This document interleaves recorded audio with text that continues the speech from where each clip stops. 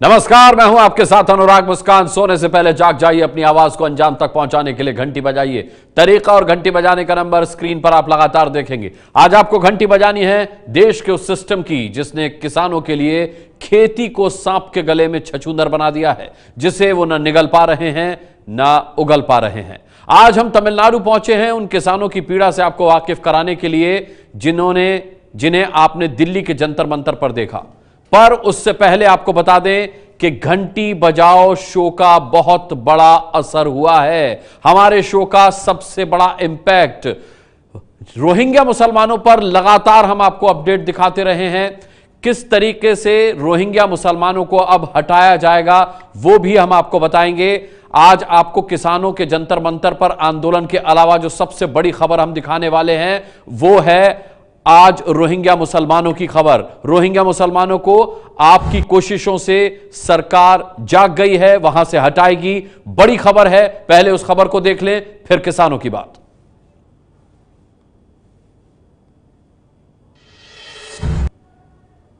हमने आपको लगातार दिखाया जम्मू से रोहिंग्या मुसलमान अब हटाए जाएंगे। हमारी खबर का असर हुआ है, घंटी बजाओ शो की खबर का बड़ा असर हुआ है। अवैध रूप से रह रहे रोहिंग्या मुसलमानों को सरकार हटाएगी।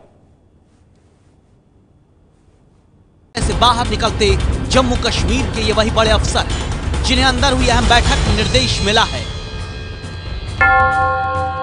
कि जम्मू में अवैध तरीके से रहने वाले रोहिंग्या मुसलमानों को अब रणनीति के साथ हटाया जाएगा। अवैध रूप से बसे रोहिंग्या मुस्लिमों पर विदेशी नागरिकता कानून के तहत कार्रवाई भी हो सकती है। आपको बता दें 3 फरवरी को एबीपी न्यूज के शो घंटी बजाओ में सबसे पहले संवाददाता अजय बाचलू ने अपनी रिपोर्ट में दिखाया था कैसे जम्मू में 10,000 से लेकर 12,000 रोहिंग्या मुसलमान अवैध रूप से आकर बस गए हैं, जो पाकिस्तानी एजेंसी ISI के इशारे पर कभी भी देश की सुरक्षा के लिए खतरा बन सकते हैं। रोहिंग्या मुसलमानों पर एक्शन के लिए दर्शकों ने 1 लाख से ज्यादा मिस्ड कॉल दी थी।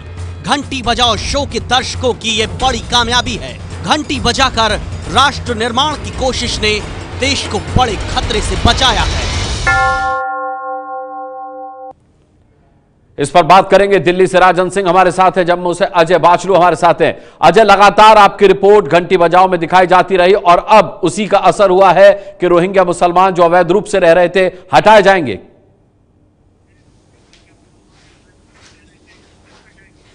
जी बिल्कुल अनुराग, रोहिंग्या मुसलमानों की खबर न सिर्फ जम्मू के लिए बल्कि देश के लिए खतरा बन चुकी थी। और जैसे ही हमने इस खबर को अनुराग फॉलो किया तो सबसे चौंकाने वाले तथ्य जो एबीपी न्यूज़ के सामने आए उसमें यह था कि ये जो रोहिंग्याई मुसलमान यहाँ पर अवैध रूप से रह रहे हैं, इनके पास से प्रशासन को जम्मू कश्मीर के नागरिकों को जो परमानेंट रेजिडेंट सर्टिफिकेट यानी PRC दी जाती है, वो PRC तक इन रोहिंग्या मुसलमानों के पास से बरामद हुए, जो कि अपने आप में बड़ा खतरा इसलिए भी है क्योंकि इसी PRC के आधार पर इन रोहिंग्या मुसलमानों ने यहां पर अपने आधार कार्ड, यहां पर अपने वोटर कार्ड, यहां पर अपने राशन कार्ड लिए थे और जमीनें तक खरीदी थी, घर तक बनाए थे। तो कहीं ना कहीं सुरक्षा एजेंसियों के लिए चौंकाने वाले तथ्य थे। इस तरह के दस्तावेज जो कि सिर्फ जम्मू कश्मीर के नागरिकों को मिलने चाहिए, वो इन तक कैसे पहुंचे। साथ में लगातार IB और रॉ के रडार पर ये लोग हैं क्योंकि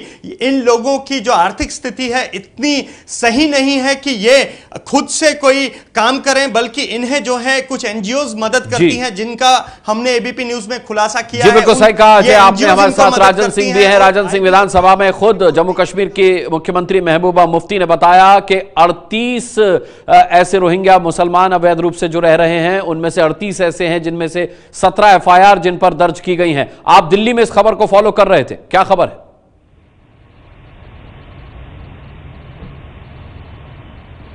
देखिए, जो घंटी बजाओ में इस खबर को दिखाई गई उसके बाद न सिर्फ जम्मू कश्मीर में बल्कि दिल्ली में भी सत्ता के सबसे बड़े स्तर पर हड़कंप मचा है। और आज जिस तरीके से बैठक बुलाई गई, केंद्रीय गृह सचिव राजीव महर्षि ने जम्मू कश्मीर के मुख्य सचिव और डीजीपी के साथ बैठक की और उसमें यह तय किया गया है कि आखिर जिस तरीके से पिछले 5 से 10 साल के अंदर ही इतनी बड़ी संख्या में इतनी दूरी से आकर म्यांमार से आकर रोहिंग्या मुसलमान कैसे बस गए हैं, इसकी जांच होनी चाहिए और साथ ही बाकायदा एक एफिडेविट दायर किया जाएगा जम्मू कश्मीर हाई कोर्ट में, जहां पर ये मामला चल रहा है और वहां पर ये मांग की जाएगी कि क्योंकि ये गैर कानूनी तरीके से भारत में रह रहे हैं और भारत में कोई शरणार्थियों की नीति नहीं है, तो इन्हें देश से बाहर करने के लिए अदालत आदेश दे ताकि मानवाधिकार का कोई मामला न उठ सके। लेकिन सरकार में यह तय किया गया है कि इन रोहिंग्या मुसलमानों को जम्मू कश्मीर से बाहर किया जाएगा और इसके लिए फॉरेनर्स एक्ट का सहारा लिया जाएगा। अनुराग, बहुत बहुत धन्यवाद करना चाहेंगे इस जानकारी के लिए राजन सिंह। आपका भी, अजय बाचलू, आपका भी यही मकसद होता है हमारे शो घंटी बजाओ का भी। आपने भी घंटी बजाई अवैध रूप से रह रहे रोहिंग्या मुसलमानों के खिलाफ और आपकी बजाई घंटी का देख लीजिए कितना बड़ा असर हुआ है। आगे बढ़ेंगे और अब वो खबर जिसके लिए आपको दम लगाकर घंटी बजानी है, क्योंकि यह मुद्दा देश के उन किसानों से जुड़ा है जिनके मुंह में सिस्टम की संवेदनहीनता ने सांप रखने को मजबूर कर दिया।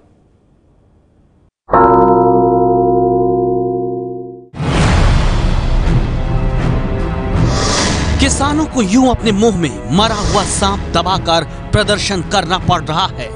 क्यों?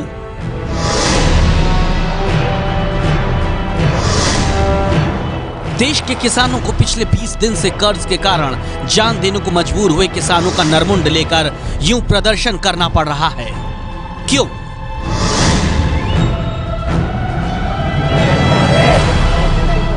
जिस किसान को अपने खेत में होना चाहिए, जिस किसान को अपने परिवार के साथ होना चाहिए, वो हजारों किलोमीटर दूर चलकर दिल्ली के जंतर मंतर पर धरना दे रहा है। लेकिन आखिर क्यों?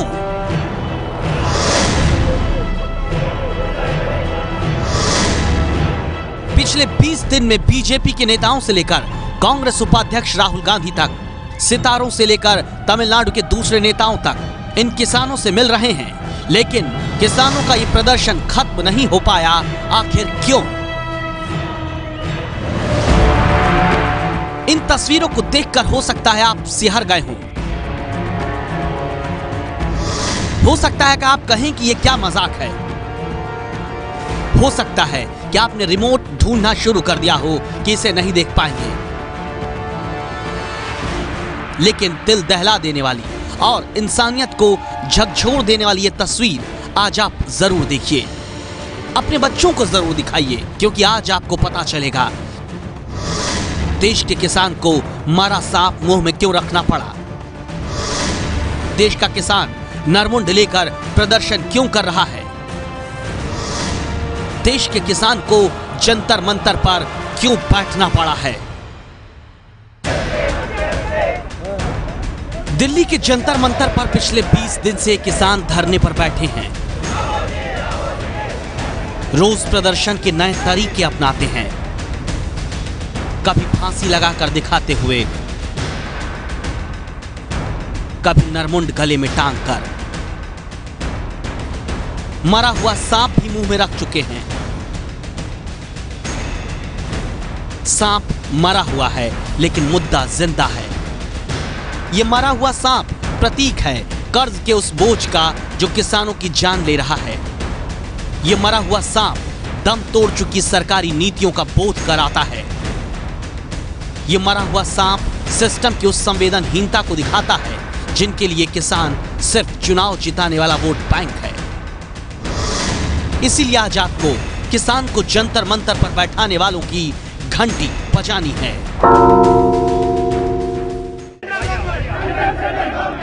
देश के तमाम न्यूज चैनल्स ने आपको इन किसानों की बात जरूर दिखाई और सुनाई होगी, लेकिन सिर्फ दिल्ली से।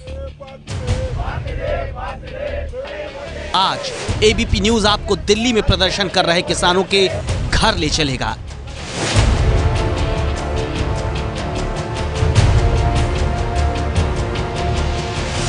आज आपको दिखाएगा दिल्ली में अगर किसान नरमुंड लेकर मरे सांप के साथ प्रदर्शन कर रहे हैं तो उसकी असली वजह दिल्ली से 2600 किलोमीटर दूर तमिलनाडु में है, जहां किसानों के घर में अब भी आंसू बह रहे हैं।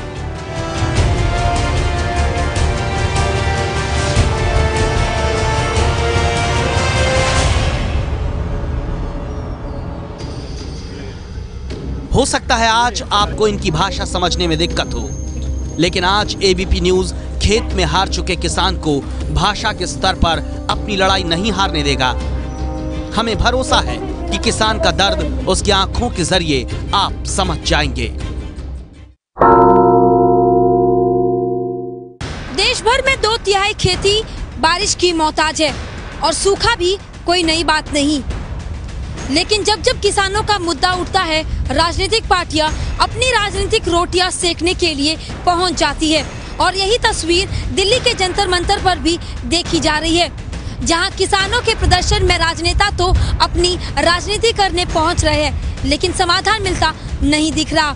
जी हां, हम बात कर रहे हैं तमिलनाडु के उन किसानों की जो पिछले 3 हफ्तों से लगातार जंतर मंतर पर चाहे दिन हो या रात विरोध प्रदर्शन में जुटे हुए हैं।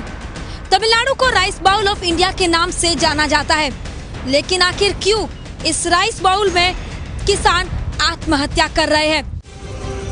एबीपी न्यूज संवाददाता पिंकी राज पुरोहित तमिलनाडु के कावेरी डेल्टा क्षेत्र के उन गांवों में आज पहुंची हैं, जहां कावेरी नदी सूखने के कारण किसान की फसल बर्बाद हुई और देश का अन्नदाता जान देने लगा।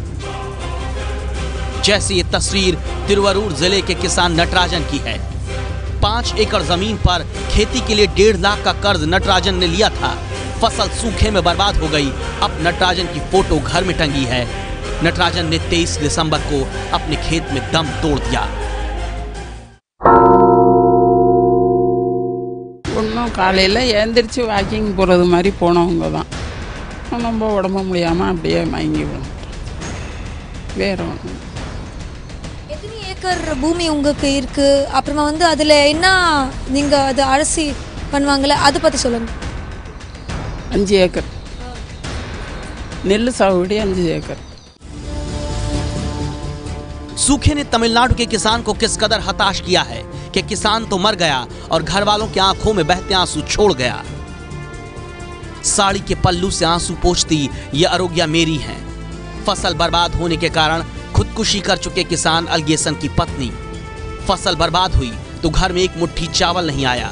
कर्ज ने किसान अलगेसन का गला घोंट दिया।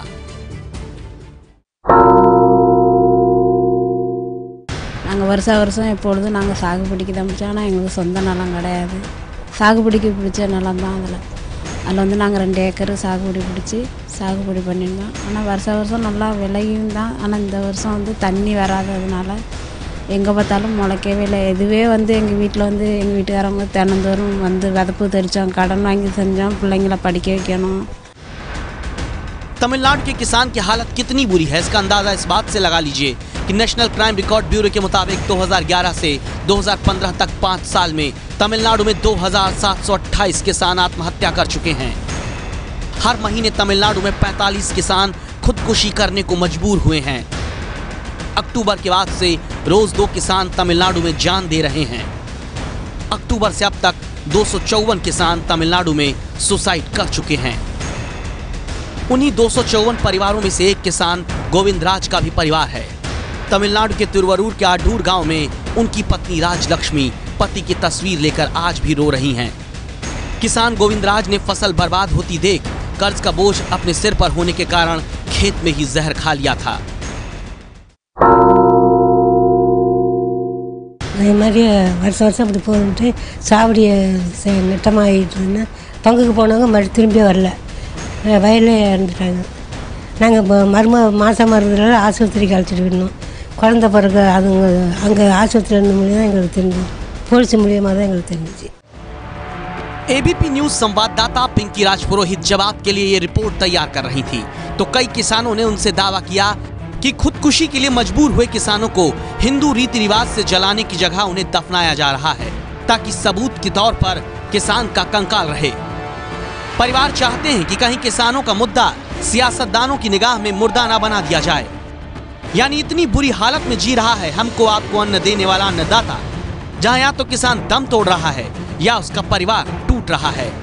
पिंकी राज पुरोहित जब तिरुवरूर जिले के ही अकरीकोमल गांव पहुंची तो किसान कर्णन मिलते हैं। कर्णन अपनी पत्नी की तस्वीर खोल रहे हैं जिन्होंने 18 जनवरी को खुदकुशी कर ली। जब हम कर्णन से बात कर रहे थे उनकी आंखों से आंसू निकलने लगे।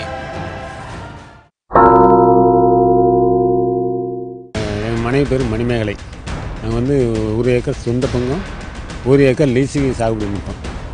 இந்த வருஷம் இந்த காவிரி தண்ணி வராததுனால அது வீணாக போனதுனால பயிர் கருகி இறந்து பயிர் செத்துட்டு அந்த நேரத்தில் வந்து அந்த மனைவி வந்து வயலை வந்து பார்த்துட்டு வந்து வீட்டில் வந்து புலம்பிட்டு இருந்தது. என்ன இது போல் அப்படி இருக்க, என்ன பண்ணுறது, பொண்ணு கல்யாணம் பண்ணி கொடுக்குற பொண்ணு இருக்குது, எப்போ கல்யாணம் பண்ணி கொடுக்குறது என்ன இது அப்படின்னு சொல்லிட்டு இருந்துச்சு. அதை பரவாயில்ல பார்த்துக்கோ அப்படின்னு சொல்லியிருந்தேன். इसी दर्द ने तमिलनाडु के किसान को तोड़ दिया, इतना मजबूर कर दिया कि किसान अपने लिए जिंदगी की गुहार लगाने दिल्ली पहुंच गया। अब देश का अन्नदाता जंतर मंतर पर बैठा है। जंतर मंतर पर अपने मुंह में मरा सांप रख के वो जनतंत्र में चुनी हुई सरकारों की डस रही नीतियों का इलाज मांग रहा है।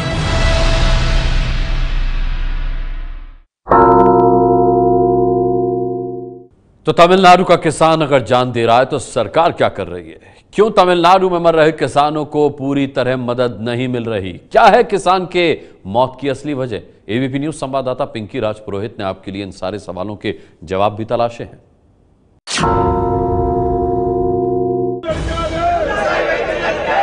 दो तस्वीरें हैं, एक तस्वीर तमिलनाडु में जान देते किसानों की, दूसरी तस्वीर मरते किसानों को इंसाफ दिलाने के लिए दिल्ली में किसानों के प्रदर्शन की।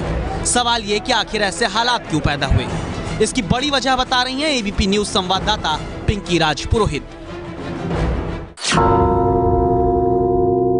न बारिश न कावेरी का पानी, और यही कारण है कि राइस बाउल ऑफ इंडिया के नाम से जाने जाने वाले ये तमाम जिले, चाहे तंजावुर की बात करें या तिरुवारूर की या नागपट्टनम की, कावेरी डेल्टा रीजन के तमाम जो जिले हैं वो इस वक्त सूखे से जूझ रहे हैं और किसान हर दिन एक आत्महत्या की खबर देखने को मिल रही है।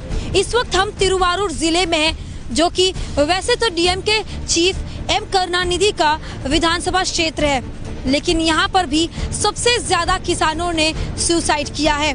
और कारण यही कि तमिलनाडु जिस तरह से नॉर्थ ईस्ट मानसून यानी उत्तर पूर्व मानसून पर निर्भर करता है, और इस साल ना तो बारिश हुई और ना ही कर्नाटक ने कावेरी का पानी छोड़ा, और यही कारण है कि इन तमाम जिलों में पूरी तरह से फसल बर्बाद हो गई है। इस बात की गवाही देती अब ये तस्वीर देख लीजिए। इस इलाके में जो भी जलाशय हैं वो या तो सूख चुके हैं या फिर सिर्फ उनमें 14% पानी रह गया। अक्टूबर से दिसंबर के बीच में जो उत्तर पूर्व मानसून अब तक यहाँ के किसानों के लिए वरदान होता था, वो ऐसा निराश करके गया कि कावेरी डेल्टा क्षेत्र में 80,000 एकड़ की फसल बर्बाद हो गई। 32 लाख से ज्यादा किसानों पर इसका सीधा असर पड़ा है। कावेरी का पानी है तो खेतों में फसल है, और अगर खेतों में फसल है तो किसानों के लिए अपनी रोजी रोटी है। यही तस्वीर कावेरी डेल्टा के हर क्षेत्र में देखी जा सकती है, लेकिन अफसोस ये कि कावेरी पूरी तरह से सूखी हुई है, क्योंकि ना तो कर्नाटक ने पानी छोड़ा और ना ही यहाँ बारिश हुई। जिस एआईएडीएमके की सरकार को यहाँ पर किसानों की मदद करनी थी, वो खुद जयललिता के निधन के बाद सत्ता के संघर्ष में उलझी हुई है। इसीलिए जंतर मंतर पर धरना दे रहे किसानों को मोदी सरकार से उम्मीद है। इनकी 3 बड़ी मांग है।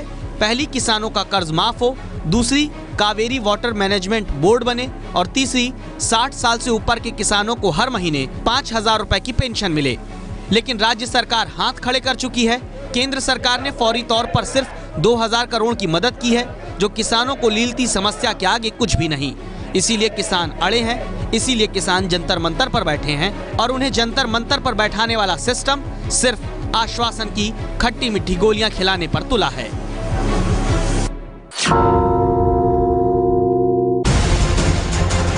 अब तक 30 लाख से ज्यादा मिस्ड कॉल। घंटी बजाओ। 5 साल में एक बार नहीं, राष्ट्र निर्माण में रोज करो मतदान। घंटी बजाओ। 31 मार्च को हमने आपको BS3 गाड़ियों की बिक्री के नाम पर देश में सांसों का सौदा करने वालों पर बड़ी रिपोर्ट दिखाई थी। बताया था कि कैसे मुनाफे के लिए प्रदूषण के बड़े खतरे को भूल गए कुछ लोग। ऐसे लोगों की हमारे दर्शकों ने बजा दी एक घंटी। सरकारों को चाहिए कि वो भी माननीय न्यायालय के आदेश के अनुसार ही पर्यावरण की रक्षा के लिए सख्त और कठोर कानून बनाए। जिन लोगों ने डिस्काउंट के चक्कर में पोल्यूशन के बैड इफेक्ट्स को नहीं समझा, उनसे रजिस्ट्रेशन करवाते वक्त एटलीस्ट उतना या डबल टैक्स वसूल है। 2 दिन में जितने भी 2 व्हीलर बेचे गए हैं उनका रजिस्ट्रेशन न किया जाए। और भी जो चीजें हैं जो इस तरह प्रदूषण पैदा कर रही हैं उन सब का बहिष्कार करें और उन सब का ये फर्ज होना चाहिए कि जिस देश में रहते हैं उस देश से मोहब्बत करें। मैं इस S3 मॉडल के बिल्कुल समर्थन में नहीं हूँ। ये हमारे देश को बहुत खराब करता है। प्रकृति के साथ आप लोग खिलवाड़ ना करें। ये है ABP न्यूज, आपको रखे आगे।